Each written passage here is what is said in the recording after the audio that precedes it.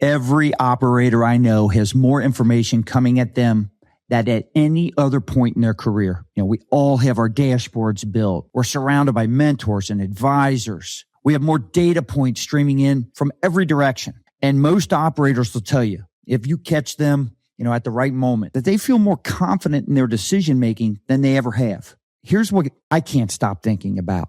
If the information is better and the tools are sharper and our teams are more qualified than they've ever been, why are so many high-performing operators making decisions that feel hollow? Why do leaders who have built companies doing 8, 9 figures keep telling me, I should say, behind closed doors, that something doesn't feel right, that the decisions technically check out, but they don't carry the same weight that they used to? And I'll tell you what I think's happening. It's going to be uneasy for some of you to hear it because it's going to sound like I'm describing your week. By the end of this episode, you're going to see a pattern that I guarantee is running in the background of your leadership right now. This is not about making bad decisions. It's about how the very systems you built to make better decisions are quietly replacing the thing that made you dangerous in the first place, your ability to actually think. I'm going to walk you through how this happens, what it cost in real dollars, and what the sharpest operators I know are doing to reverse it before it hollows out everything they've built.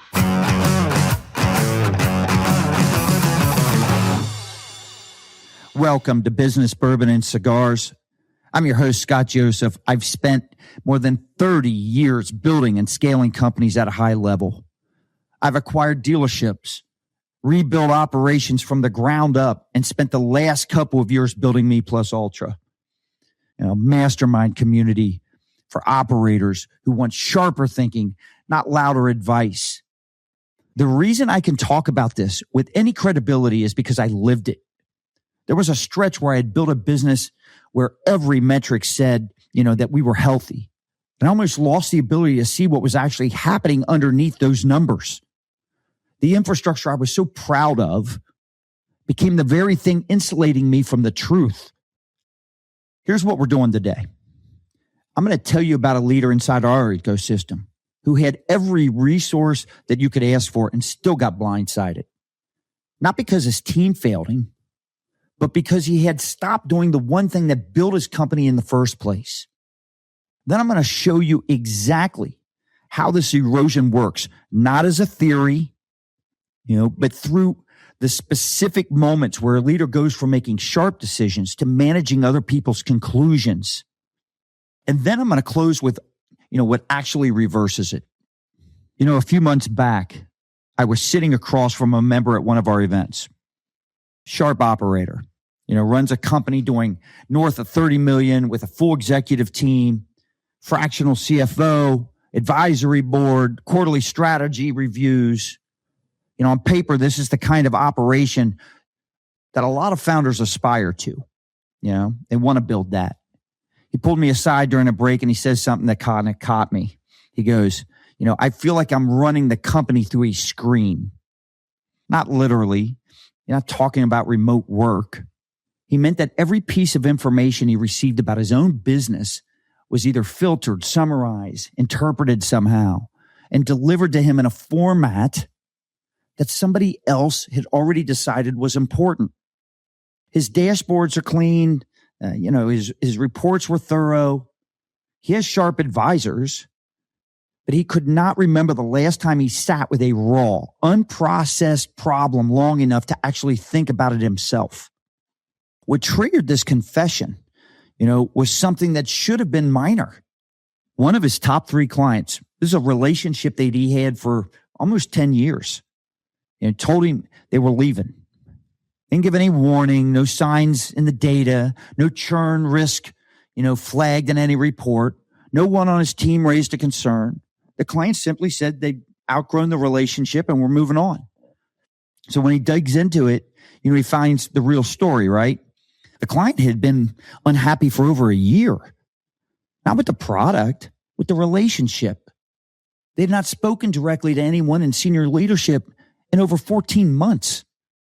Every interaction had been with either account managers or coordinators who were trained to keep things moving. They weren't trained to listen for the kind of dissatisfaction that doesn't show up in a satisfaction survey. The client felt like a number, And they were right, because inside the operation, that is exactly what they become. The data said retention was healthy. The reality said a multi-million-dollar a year relationship was walking out the door and nobody saw it coming. Not because the data was wrong, because there was nobody close enough to the relationship to feel what the data couldn't measure. When he told me this, I didn't jump in with advice. I just kind of sat with it because I recognized the pattern from my own history. Years ago, when J&L Marketing just kind of humming along, I had my own version of this exact same thing. I built systems that were supposed to, all designed to free me up so I could think bigger. And they did for a while. But at some point, those systems stopped serving my thinking and started replacing it. I was so deep inside the rhythm of receiving information and making calls based on what other people had already interpreted that I stopped asking the questions nobody was asking. The uncomfortable ones that require you, to sit in the mess for longer than a meeting allows. That's the trap. You build the machine to give you breathing room, and then the machine starts running you. So let me show you how this actually works. Because it doesn't happen all at once. It happens in a way that feels like progress the entire time, which is why almost nobody catches it until something breaks. I want you to think back to when you were building your company. Those early growth, those early days, you were close to everything. You talked to clients yourself. When a deal went sideways, you heard about it almost instantly because you were on the floor, in the calls, watching the work happen in real time. Your decisions were sharp because they were calibrated against what you personally saw, heard, and felt. You didn't need a dashboard to tell you the team was struggling. You could see it and hear it firsthand. You didn't need a churn report to know a client was at risk. You were on the call last week. That proximity is what built your instinct, and that instinct is worth more than any reporting infrastructure that you've built since. So then your company, it starts growing, right? You're hiring, you're attracting some good people. You start building and hopefully documenting your processes. The business doesn't need you in every meeting anymore.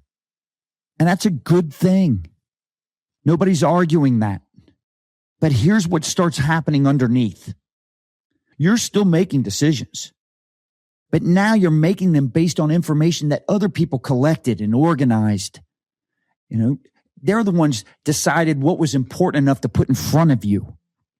The keyword's decided there, because the moment someone else chooses what makes it to your desk, they've already filtered out what they thought was not relevant. And most of the time, the stuff that gets filtered out is exactly the stuff you needed to see. That operator, with the $30 million company, the client dissatisfaction never made it to his desk because the people reporting to him did not think it was significant enough to flag. It wasn't malicious. They were doing their jobs. The problem is that their job was to keep things running smoothly, and smooth-looking reports do not include that this client hasn't talked to a senior leader in 14 months and the relationship is dying. That's not a data point. It's a gut read. And gut reads get filtered out of every system that runs on data. Then, it goes another layer deeper. And this is where the real damage happens, because this is where most experienced operators are sitting right now without realizing it. At this stage, you're multiple layers removed from the raw material of your business. Information passes through teams. And as it does that, it gets compressed into reports. Then it gets interpreted by advisors. And then finally arrives at your desk in a form so refined that the original signal is barely recognizable. Your quarterly reviews look thorough. Your advisory board meetings, they feel productive. Your team presents clean decks with clear recommendations. And you make calls based on those presentations. But here's what's actually happening. You're no longer making decisions based on your own contact with the problem. You're making decisions based on other people's conclusions about the problem. That's two completely different things. When you were close to the work, you could feel when something was off, even before it showed up in the numbers. You'd catch things early because your instinct was being fed by real, unprocessed, information. Now your instinct's being fed by someone else's summary of what happened. And over time, your instinct starts to deteriorate, not because you got dumber, because you stop feeding it the raw material it needs to function. Data tells you what happened. Thinking tells you what it means.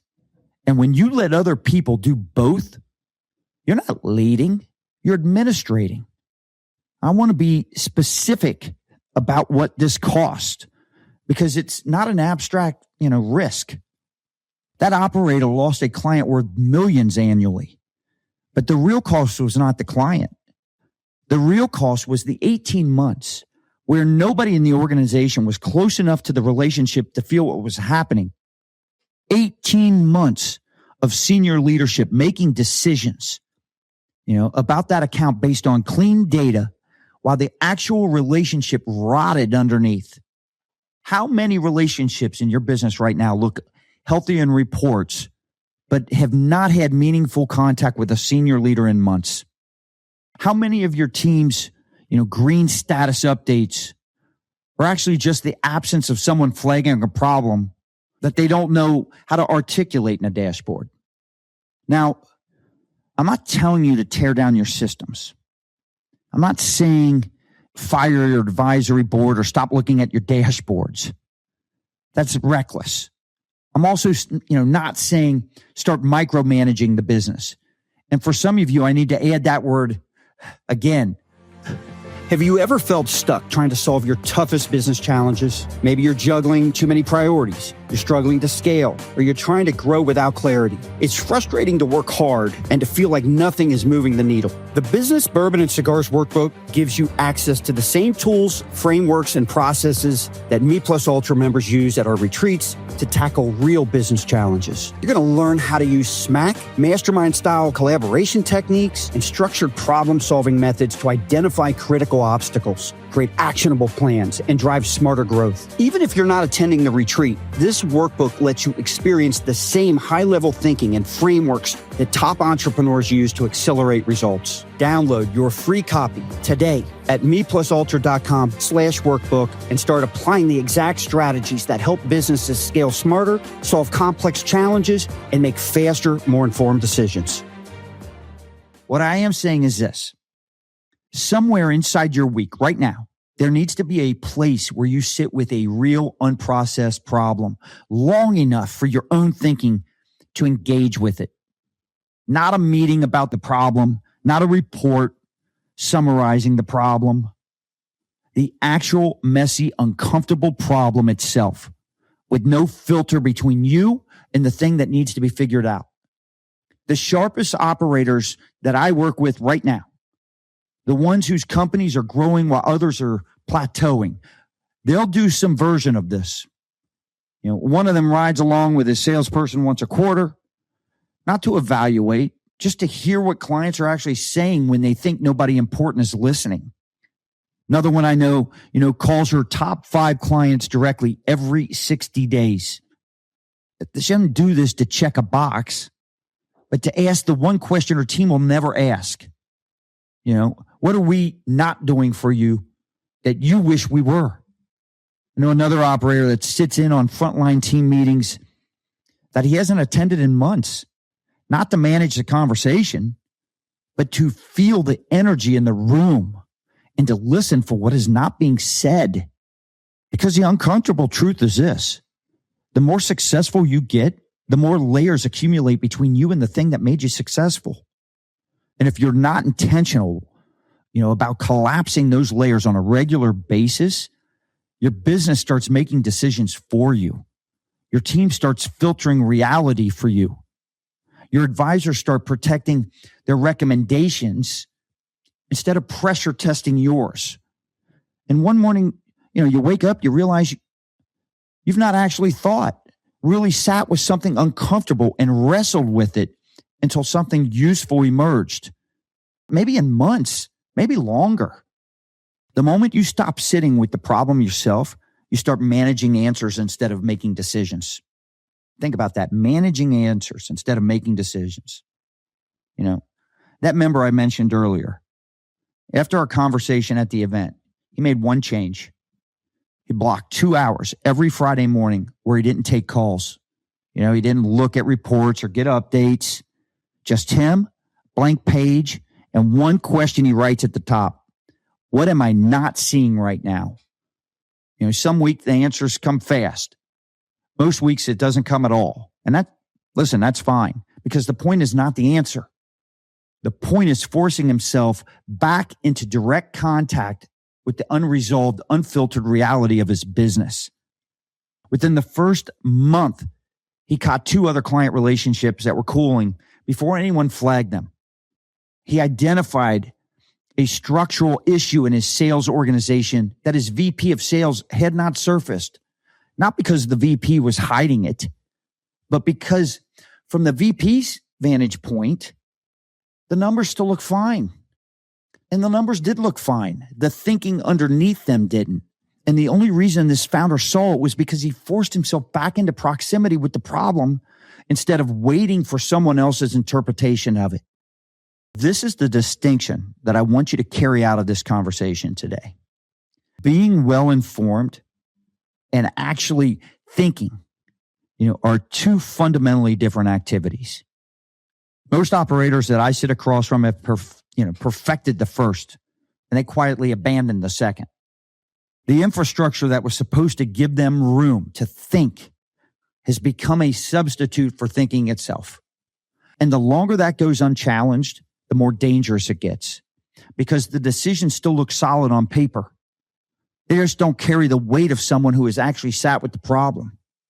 Your dashboard is nothing more than a mirror. That's it.